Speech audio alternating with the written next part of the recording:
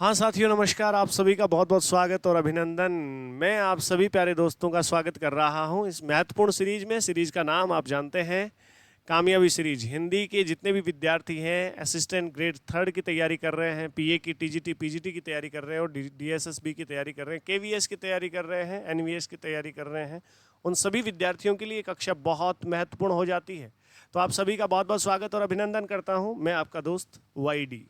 चलिए आज की कक्षा की शुरुआत करते हैं। मेरे पास में कुछ चुनिंदा सवाल हैं जो पिछली परीक्षाओं में पूछे गए सवाल हैं, उन पर हम डिस्कस करने वाले हैं। आप सभी विद्यार्थियों से जुड़कर मुझे बड़ा अच्छा लगता है, बहुत प्यारा लगता है। तो आप कमेंट बॉक्स में लिख करके मुझे ज़रूर बताते रहें कि ये सीरीज है, इसको कंटिन्यू रखना है या फिर और किस मोड में आपको पढ़ना है, किस तरीके से आपको पढ़ना है। कार्तिक सर को धन्यवाद कीजिए, कार्तिक सर ने आपके लिए ये मुहिम चला रखी है और हम सब कार्तिक सर के साथ मिलकर के आपकी हेल्प करने के लिए तैयार हैं हमेशा के लिए। चलिए तो आज की कक्षा की शुरुआत करते हैं। आप सब लोगों का बहुत बहुत स्वागत, अभिनंदन करते हैं। यदि आप चैनल पर नए हैं तो चैनल को सब्सक्राइब कर लें और बेल आइकन को दबाना बिल्कुल नहीं भूलें। लाइक ज़रूर कर दीजिएगा और कमेंट इसलिए करें ताकि हम आपसे जुड़े रहें। चलिए आज की कक्षा, लेकिन उससे पहले एक छोटी सी अनाउंस हमेशा आपको मैं करता हूं कि आपका जो बेगाना सा दोस्त वाईडी है वो आपके लिए एक कोर्स लेकर के आ गया है। वो इसी जो है इसी ऐप पर, यानी जो आपके सामने प्लस माइनस का ऐप है, ऑफिशियल ऐप, उस पर आपको ये कोर्स अवेलेबल होगा।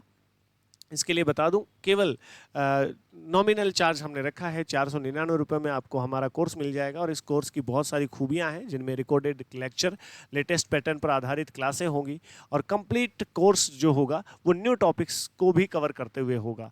और सारी जानकारी इसके साथ ही आप हमसे पर्सनल आप एडवाइस ले सकते हैं। आप पर्सनली आपको हम सलाह दे सकते हैं, या फिर यूँ कह सकते हैं कि आपके साथ में हम जुड़े रह सकते हैं जब तक आपका सिलेक्शन नहीं होता है। तो ज़रूर आप इस कोर्स को खरीदिएगा, अपने साथियों को रिकमेंड करिएगा। चलो आज की कक्षा की शुरुआत करते हैं। आज की कक्षा का पहला सवाल आपकी स्क्रीन पर है, देखिएगा। बहुत प्यारा सवाल है। कैंसर एक खालिस्तान है, वाक्य के रिक्त स्थान के लिए उपयुक्त शब्द बताइए कि कौन सा होगा। कैंसर क्या है भैया? व्याधि का मतलब बीमारी होता है, आप जानते हैं ना। व्याधि का मतलब क्या होता है? बीमारी होता है, इस बात को मत भूलिएगा। व्याधि का मतलब बीमारी होता है, व्याधि का मतलब बीमारी होता है। एक बार मैं वापस थोड़ा सा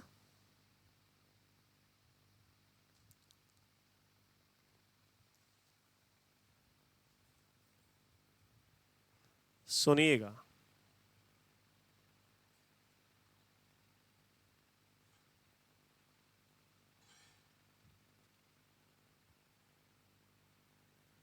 व्याधि मतलब बीमारी होता है। तो कैंसर बीमारी है, वास्तव में बीमारी है। व्यथा, पीड़ा थोड़ी है भाई। कैंसर, कैंसर से पीड़ा हो सकती है, लेकिन ये कैंसर पीड़ा नहीं है, ध्यान देना। तो इसका जो सही आंसर है वो ऑप्शन ए है। याद रखिएगा, विषाद यानी दुख होता है। विषाद यानी क्या होता है? दुख होता है, ध्यान रखना। तो इसका सही आंसर जो होगा प्यारे दोस्तों, वो ऑप्शन ए होगा, राइट आंसर। आप ध्यान से सुनते चले। कैंसर एक व्याधि है, व्याधि मतलब बीमारी है। क्या है? बीमारी है। आप समझ लीजिएगा, कैंसर एक बीमारी है। Right, right sir. अगला सवाल आपकी स्क्रीन पर देखिएगा। जो अभिमान करता है उसका नाश होता ना भैया। अभिमान करने वालों का तो कभी नाश नहीं हुआ। देखो, एटीट्यूड हर हर इंसान के पास होना चाहिए। एटीट्यूड जरूरी है भाई, आज की दुनिया में एटीट्यूड जरूरी है। घमंड मत करिएगा, ईगो गलत है, एटीट्यूड जरूरी है। ईगो अलग होता है और एटीट्यूड अलग होता है, ध्यान रखना। सुनिएगा मेरी बात को। तो अभिमान, अभिमान से तो नाश नहीं हो सकता, ये तो गलत बात है। ये कैसे कह दी? गर्व से कभी नाश होता है क्या? आपने मेरा नाम किया, आपका सिलेक्शन हुआ, तो हमें आप पर गर्व होता है, हमारा नाश कैसे हो सकता है? घमंड से हो सकता है। रावण को घमंड था, अभिमान नहीं था। रावण को घमंड था अपनी शक्ति पर, अपने जो शौर्य पर उन्हें घमंड था, और इसी घमंड के कारण रावण के साथ साथ लंका का भी नाश हुआ। तो ध्यान रखिएगा साथियों, इसका सही आंसर क्या होगा? ये घमंड होगा। गौरव, गौरव की अनुभूति तो तब होती है जब आप कोई बड़ा अच्छा काम कर देते हैं। तो इसका सही आंसर क्या बनेगा दोस्तों? ऑप्शन सी, आप जानते हैं। बिल्कुल बढ़िया। अगला सवाल देखिएगा। सवाल क्या कहता है, पदक्रम की दृष्टि से कौन सा वाक्य सही है।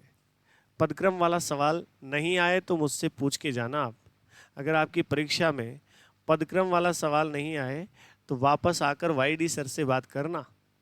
आपको बता देता हूं, क्योंकि जितनी भी परीक्षाएं हैं पदक्रम को लेकर के सवाल जरूर आया है, वाक्य को लेकर के सवाल जरूर आया है। ये वाक्य से संबंधित अगर सवाल नहीं आए तो वाईडी सर जिम्मेदार रहेंगे, सवाल आएगा।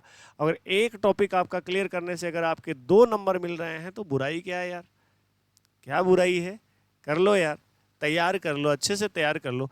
देखिएगा, मेरा अच्छा दोस्त नाराज है मुझसे, ये कौन सा पदक्रम हुआ भाई। मेरा अच्छा दोस्त नाराज है मुझसे, ऐसे तो बोलने की स्टाइल अलग अलग हो सकती है, लेकिन हिंदी तो इसकी इजाजत नहीं देती है। आपको पता होना चाहिए कल 14 सितंबर को हिंदी दिवस था, आपको पता होना चाहिए। आपने वाईडी सर को याद ही नहीं किया यार। हिंदी में इसकी कोई इजाजत नहीं है कि बाद में जो है लास्ट में सबसे क्या है, कोई करता है। मेरा अच्छा दोस्त मुझसे नाराज है, अच्छा दोस्त क्या होता है, ध्यान से सुनिएगा। मेरा दोस्त अच्छा मुझसे नाराज है, नहीं नहीं, मेरा दोस्त अच्छा नहीं, मेरा अच्छा दोस्त मुझसे नाराज है। बिल्कुल ऑप्शन बी सही आंसर है, मुझसे नाराज है मेरा अच्छा दोस्त। अरे नहीं भैया, क्रम गलत है, वाक्य सही है, क्रम गलत है, वाक्य सही है, क्रम गलत है।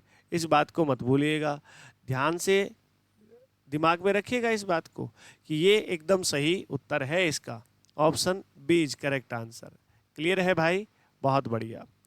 भविष्य में होने वाला आयोजन इसकी दशा तय करेगा। वाक्य के रेखांकित अंश को किस शब्द से प्रतिस्थापित किया जा सकता है, तो बताओ। भविष्य में ना काल कितने होते हैं, काल 3 होते हैं, वर्तमान काल, भूतकाल और भविष्यत काल। तो भविष्य में होने वाला है तो उसके लिए हम, भविष्य यानी आने वाले समय में होगा, तो हम उसके लिए भावी कहते हैं भाई। क्या कहते हैं, भावी। जैसे कोई जो है कोई तैयारी कर रहा है चुनाव लड़ने की, मान लीजिए आपके विधानसभा एरिया में, विधानसभा क्षेत्र में, तो आप कहते हैं भावी विधायक साहब, भविष्य में होंगे वो विधायक, हुए नहीं अभी तक। तो ध्यान से देखना इस सवाल को, ये भावी आएगा इसके लिए। विगत तो बीत चुका होता है उसको कहते हैं, गत भी जो चला गया है और भूत भी जो चला गया है, ये तीनों किसके लिए प्रयुक्त होते, भूतकाल के लिए प्रयुक्त होते। किसके लिए प्रयुक्त होते बेटा, भूतकाल के लिए प्रयुक्त होते, याद रखना, इसको भूलना नहीं है। क्लियर है, अगले सवाल पर आए। अगला सवाल ये रहा आपकी स्क्रीन पर, देखिए। कभी कभी ऐसा, मैं ढंग से पढ़ता हूँ, कभी कभी ऐसा होता है कि दोष किसी का, दंड किसी और को वाक्य के रेखांकित अंश को प्रतिस्थापित करने के लिए उचित लोकोक्ति कौन सी है। गुनाह कोई और करे, सजा कोई और भुगते, ये वाली बात हो गई। खेल खिलाड़ी का, पैसा मदारी का, क्या ये लोकोक्ति सही है ना। इसका अर्थ क्या होता है, यानी मेहनत कोई और करे और उसकी जो है कमाई कोई और खाए, ये तो ये बात हुई। यहां देखिएगा, खेती खसम लेती, मतलब खेती में मेहनत करनी होती है। आगे देखिए, खेत खाए गधा और मार खाए जुलाहा, ये ठीक बैठ रहा है। गलती किसने की है, गधे ने। मार कौन खा रहा है, सजा कौन भुगत रहा है, जुलाहा। यानी दोष किसी और का है और दंड किसी और को मिला है। तो इसका सही लोकोक्ति इसके लिए ये बैठती है ऑप्शन नंबर 3, खुदा गंजे को नाखून ना दे। ये लोकोक्ति उसके लिए है जो असक्षम, या फिर यूं कह सकते हो दोषपूर्ण व्यक्ति को अगर कोई सुविधा मिल जाती है तो वो उनका उपयोग दोष करने में ही लगाता है। ध्यान रखना, अगर खुदा गंजे को नाखून दे देगा तो खुदा खुजा के वो अपनी खोपड़ी को लाल कर लेंगे। तो समझिएगा इस बात को, ये भी गलत उत्तर है। ऑप्शन ए गलत, ऑप्शन बी भी गलत, option C right, option D गलत। हाँ कि ना, हाँ। बात समझ में आई, बोलो। मुझे तो समझ में आ गई है भाई, आपको समझ में आई है कि नहीं आई, बता देना एक बार। बहुत बढ़िया। आपको समझ में आना चाहिए। ये जो चैप्टर, ये जो सीरीज चल रही है, मैं कह रहा हूँ आप इसे हल्के में ना लें, इसे गंभीरता से लें। आने वाली परीक्षाओं में यहाँ से सीधे सीधे सवाल मिल जाते हैं और आपको पता चल जाता है कि किस स्तर के सवाल पूछे जाते हैं परीक्षाओं में। इसलिए देखना, बड़ी से बड़ी एग्जाम में, यूपीएससी में और बहुत बड़ी बड़ी परीक्षाओं में भी आपको पता होना चाहिए कि सबसे ज़्यादा महत्व टेस्ट सीरीज का होता है, क्वेश्चन हल करने का होता है। क्वेश्चन आप हल करोगे, आपकी क्षमताओं का आपको पता लग जाएगा, आपकी पोटेंशियल का आपको पता लग जाएगा कि आप कितना सही कर रहे हो, कितना गलत कर रहे हो और किस लेवल के, किस स्तर के प्रश्न पूछे जाते हैं। चलो अगले सवाल पर आ गए। पुरस्कार का सही संधि विच्छेद कौन सा है? ये आया संधि से सवाल। ये संधि का टॉपिक मैंने करा दिया है आपको, और यहाँ पर यूट्यूब पर भी मैं संधि का टॉपिक आपको कराने की कोशिश कर रहा हूँ या कराऊंगा मैं आपको। ध्यान से सुनिएगा। संधि में होता क्या है? वर्णों का मेल होता है, वर्णों का मेल होता है, इसमें कोई दो राय नहीं है। और संधि जो होती है वो 3 प्रकार की होती है हिंदी में। कितने प्रकार की होती है? 3 प्रकार की। कौन कौन सी? एक होती है स्वर संधि, दूसरी होती है व्यंजन, इनका कोई क्रम नहीं है कि दूसरी पे व्यंजन पढ़ें, और एक और संधि का प्रकार होता है जो होती है विसर्ग संधि। कौन सी? विसर्ग संधि। इस बात को ध्यान रखिएगा। स्वर संधि में क्या होता है? पहले स्वर आएगा और बाद में भी क्या आएगा? स्वर आएगा। व्यंजन संधि में क्या होता है? पहले व्यंजन आएगा और बाद में क्या आ सकता है? बाद में या तो स्वर आएगा या फिर क्या आएगा?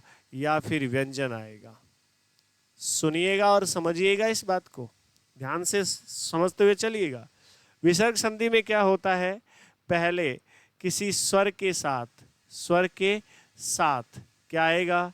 स्वर के साथ प्यारे दोस्तों विसर्ग आएगा, और बाद में या तो क्या हो सकता है? स्वर, या क्या हो सकता है? व्यंजन। ऐसी स्थिति में संधि कौन सी होती है? विसर्ग संधि होती है। व्यंजन स्वर संधि के 5 भेद होते हैं, आपको बता देता हूं, मोटे मोटे तौर पर आपका क्लियर करवा रहा हूं। एक होती है दीर्घ, एक होती है गुण, एक होती है यण या वृद्धि कह दो, वृद्धि, एक होती है आपकी यण, और एक होती है आपकी अयादि। तो स्वर संधि के कितने भेद हुए भाई? ये 5 भेद हुए। दीर्घ स्वर संधि, गुण स्वर संधि, वृद्धि स्वर संधि, अयादि संधि, यण संधि और अयादि स्वर संधि। ये बात आपको याद रखनी चाहिए। और इसका सही उत्तर क्या होगा? पुरा ना ना। देखो 2 जगह विसर्ग है, ये भी नहीं है। अब 2 जगह विसर्ग है तो आप मुझे बताएं। देखो अगर आप इसमें जाना चाहें, थोड़ा डीप जाना चाहें ना तो आप पता लगा सकते हैं कि रा स्वर है और ये कै व्यंजन है। पहले स्वर के बाद में व्यंजन तो कहीं भी मैंने बताया है क्या? देखो नहीं बताया। ना ना ना ना ना, विसर्ग आना चाहिए फिर तो चलेगा। तो ये देखो विसर्ग 2 में ही है, ये बात गलत है। पूरा नहीं होता है, पूरा होता है। और क्या होता है, इसका नियम क्या होता है वो समझा देता हूँ। विसर्ग संधि में एक नियम ऐसा होता है जो कहता है कि ए आ के साथ में, ए या आ के साथ में विसर्ग हो और बाद में क्री धातु हो। क्या हो? क्री धातु। तो इस विसर्ग के कारण बीच में क्या आ जाता है? अर्धाक्षर से का आगमन हो जाता है। क्या हो जाता है? आगमन हो जाता है। तो ये देखो, पू का तो पू ही रह जाएगा, रे का रे रह जाएगा, इस विसर्ग का आधा अक्षर से आ जाएगा और आगे कार का कार लग जाएगा, और क्या शब्द बनेगा? पुरस्कार। तो इसका सही आंसर क्या है? Option C is correct answer. कई बच्चे शुद्ध शब्द शुद्धि में भी फंस जाते हैं कि पुरस्कार ऐसे लिखा जाता है क्या? पुरस्कार ऐसे लिखा जाता है क्या? ना, पुरस्कार ऐसे लिखा जाता है, पुरस्कार ऐसे लिखा जाता है। समझिएगा इस बात को, ठीक है? बहुत बढ़िया, आगे बढ़िएगा। अगला सवाल देखिएगा। उद्यम का विलोम शब्द क्या होगा? उद्यम का विलोम शब्द होगा आलस्य। उद्यम का मतलब काम करना और आलस्य का मतलब निठल्ला बैठना। उद्यत, इसका विलोम शब्द तो विनीत होता है, विनीत होता है, याद रखना। उद्यमी, आलसी, आलसी इसका विलोम शब्द होता है।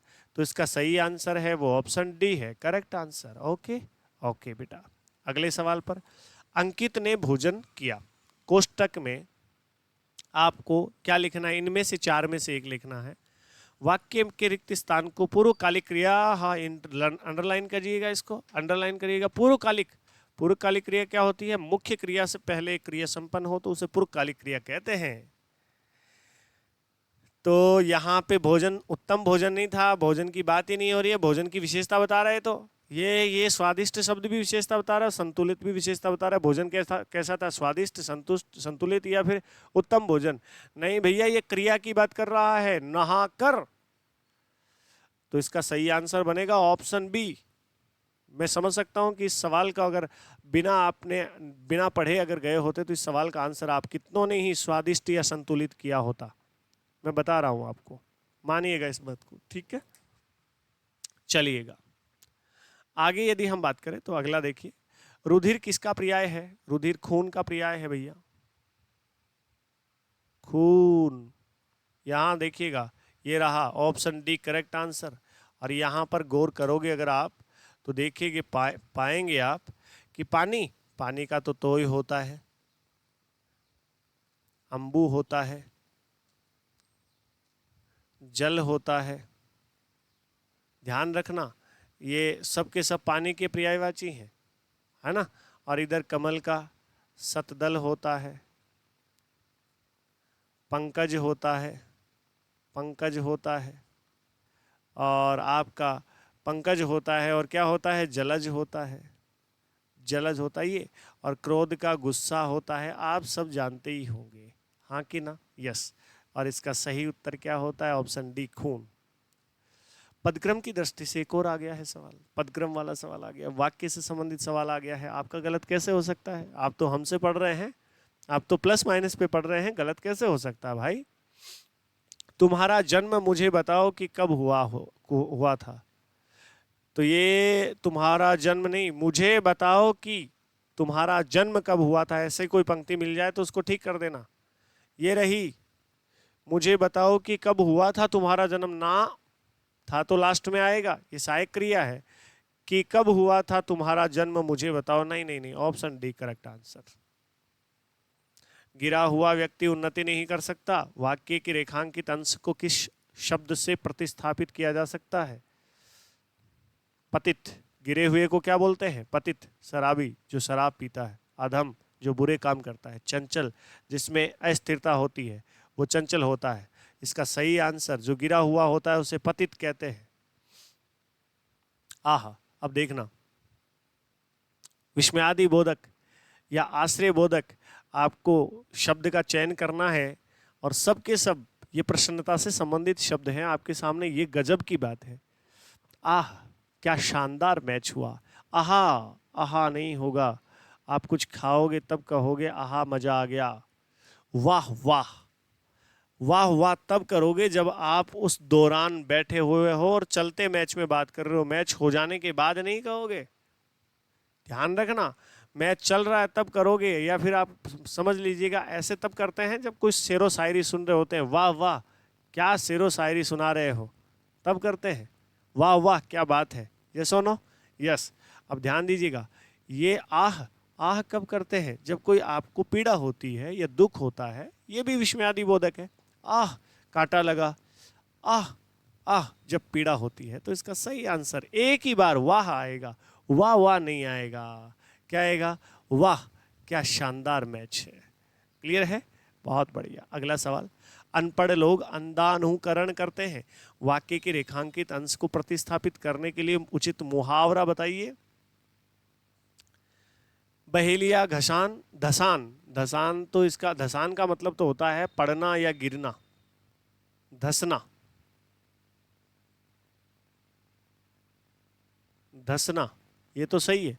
लेकिन बहेलिया नहीं भैया, भेड़िया धसान, एक ही चीज का अनुसरण। भेड़ चाल भी आप इसको कह सकते हो। भेड़ चाल यानी भीड़ के पीछे चलना, किसी का बिना समझे सोचे समझे क्या करना, अनुसरण करना।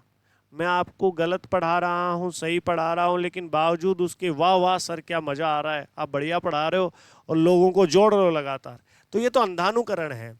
और मैं आपको सही में अच्छी नॉलेज दे रहा हूँ, अच्छा कंटेंट ला रहा हूँ, अच्छी मेहनत कर रहा हूँ, फिर आप करिए। अंधानुकरण थोड़ी होता है, वो तो अनुसरण होता है, वो बढ़िया है, लेकिन अंधानुकरण गलत बात है। तो कई बच्चे जो तथाकथित एक दो चैनल चलते हैं, वहाँ पर आप सर कितने सब्सक्राइबर हैं उनके, तो वो बढ़िया पढ़ाते होंगे। सर हमारे तो कम ही सब्सक्राइबर हैं, तो हम कम पढ़ाते हैं क्या? इसका मतलब ये तो कतई नहीं है। तो इसका सही आंसर होगा ऑप्शन बी होगा भाई। अगला सवाल आपके स्क्रीन पर देखिएगा। दौड़ में ईर्ष्या करना बुरा है? बुरा नहीं ना भाई, ईर्ष्या करना तो बुरा है। खेल की भावना कहाँ रही फिर? खेल की भावना कहाँ रही? तो खेल को तो किस भावना से खेलना चाहिए? खेल की भावना से खेलना चाहिए। ध्यान रखना, ईर्ष्या करना तो गलत बात है, द्वेष दुश्मनी करना तो और भी गलत बात है। स्पर्धा करना सही है, प्रतियोगिता करना सही है। दौड़ में भाई प्रतिस्पर्धा तो होनी चाहिए कि जिसमें होगा दम, आ देखें जरा किसमें कितना है दम, वो वाली बात हो जाएगी यहाँ पर, समझिएगा। तो स्पर्धा एकदम सही उत्तर है। घृणा, घृणा क्यों करोगे भाई एक दूसरे से? घृणा क्यों करोगे? तो ये सारे जो ऑप्शन है वो गलत, option C is correct answer.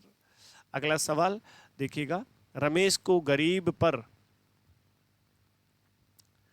अनुकंपा आ गई।